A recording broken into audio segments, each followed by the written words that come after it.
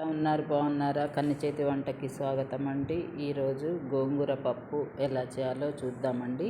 మొదటిగా ఒక గ్లాసు పప్పు తీసుకొని కడిగానండి. కుక్కర్లో కడిగాను. ఇప్పుడు మనము ఒక గ్లాసు పప్పుకి నేను 3 గ్లాసుల వాటర్ వేస్తున్నాను. 3 గ్లాసుల వాటర్ వేస్తే మంచిగా ఉడుకుతుంది. నేను 3 గ్లాసుల వాటర్ వేస్తున్నాను ఫ్రెండ్స్. ఈ విధంగా వాటర్ వేయాలి. కొంచెం నానితే కూడా ఇంకా మెత్తగా ఉడుకుతుందండి పప్పు. ఇప్పుడు మనము ఈ పప్పులో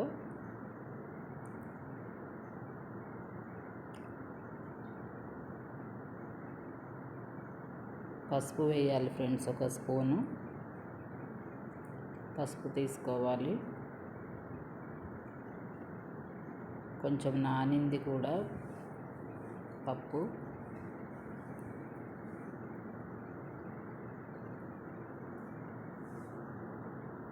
ఇప్పుడు మనము ఒక స్పూను పసుపు ఇందులో వేసేయాలి.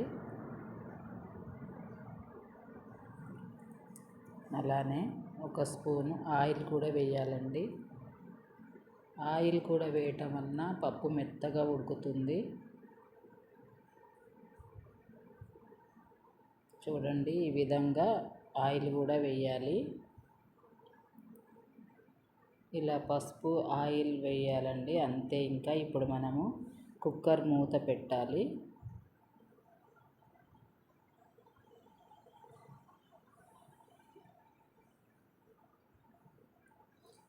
కుక్కర్ మూత పెట్టాక ఒక 6 విజిల్స్ వరకు ఫుల్ ఫ్లేమ్లో పెట్టాలి ఫ్రెండ్స్. స్టవ్ వెలిగించి స్టవ్ మీద పెట్టాలి. ఇప్పుడు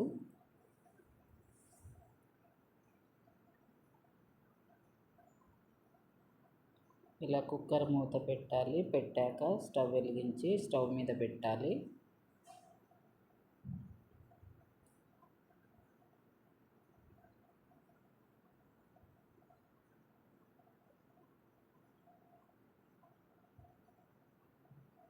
సిక్స్ విజిల్స్ వరకు ఫుల్ ఫ్లేమ్లో పెట్టాలి ఫ్రెండ్స్. తర్వాత ఒక 6 విజిల్స్ సిమ్లో పెట్టి ఉడికించాలి. చూడండి, పప్పు మంచిగా మెత్తగా ఉడికింది.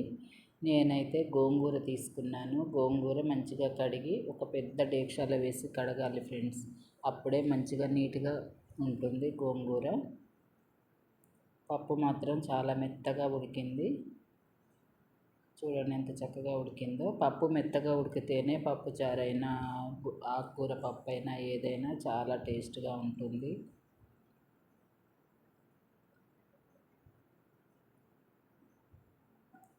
గోంగూర మంచిగా కడగాలి ఫ్రెండ్స్. మంచిగా కడగాలి. సరిపడా గోంగూర తీసుకోవాలి.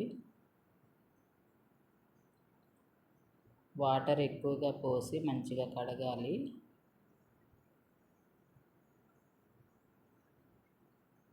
చూడండి ఎంత మెత్తగా ఉడికిందో.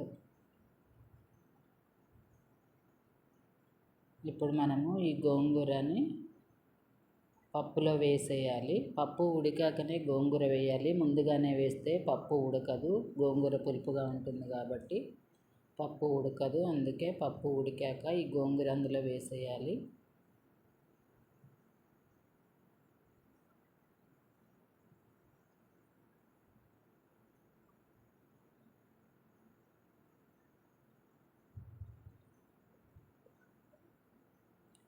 నేను ముందుగానే 3 టమాటా ముక్కలు, పచ్చిమిర్చి, ఉల్లిపాయ కట్ చేసి పెట్టాను ఫ్రెండ్స్.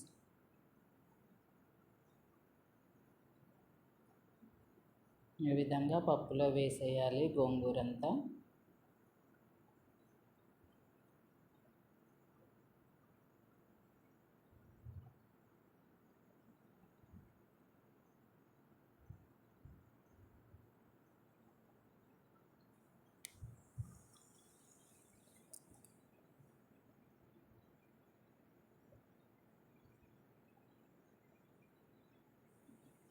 చూడండి, టమాటా, పచ్చిమిర్చి అలాగే ఉల్లిపాయ ముక్కలు కూడా కట్ చేసి పెట్టాను.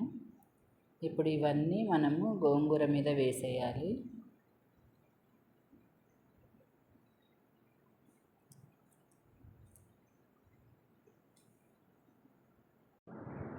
చూడండి, ఇలా చక్కగా అన్నీ వేసి సాల్ట్ వేయాలి. పప్పు ఎలాగో ఉడికింది కాబట్టి ఇప్పుడు సాల్ట్ వేయొచ్చు. ముందుగానే సాల్ట్ వేస్తే పప్పు కూడా ఉడకదు,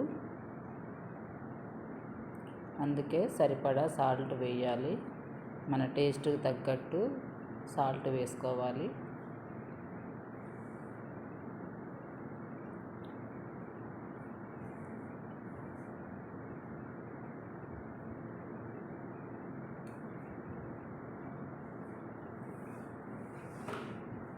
ఇలా సాల్ట్ వేసాక మళ్ళీ కుక్కర్ పెట్టాలి. కుక్కర్ మూత పెట్టాలి.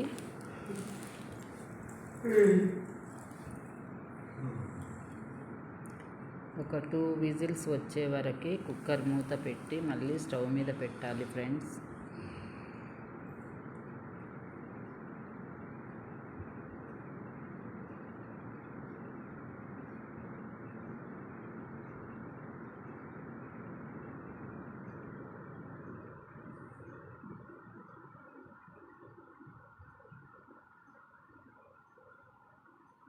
కొంచెం చింతపండు కూడా వేయాలి. ఏ ఆకుకూరలో అయినా కొంచెం చింతపండు వేస్తే చాలా టేస్ట్గా ఉంటుంది పప్పు.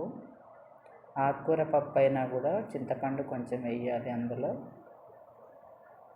ఇలా కొంచెం చింతపండు తీసుకొని మంచిగా కడిగి అదే ఉల్లిపాయల మీద వేసేయాలి.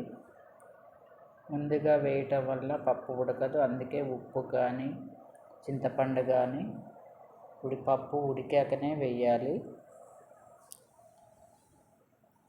ఇప్పుడు కుక్కర్ పెట్టి స్టవ్ మీద పెట్టాలి. చూడండి, ఒక 2 విజిల్స్ వచ్చాక మంచిగా ఉడికింది. ఇప్పుడు కారం వేయాలి.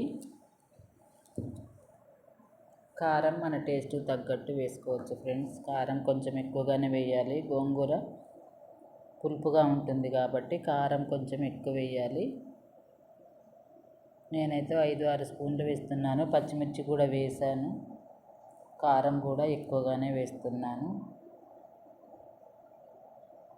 ఇలా మన టేస్ట్ తగ్గట్టు వేసుకోవచ్చు. మీరు కొంచెం తక్కువగా తింటే తక్కువ వేసుకోవాలి, కానీ గోంగూర పులుపుగా ఉంటుంది కాబట్టి కొంచెం ఎక్కువగా వేస్తేనే టేస్ట్గా ఉంటుంది ఫ్రెండ్స్. ఎవరైతే నా ఛానల్ని మొదటిసారిగా చూస్తున్నారో ప్లీజ్ లైక్ చేయండి, షేర్ చేయండి, సబ్స్క్రైబ్ చేయండి.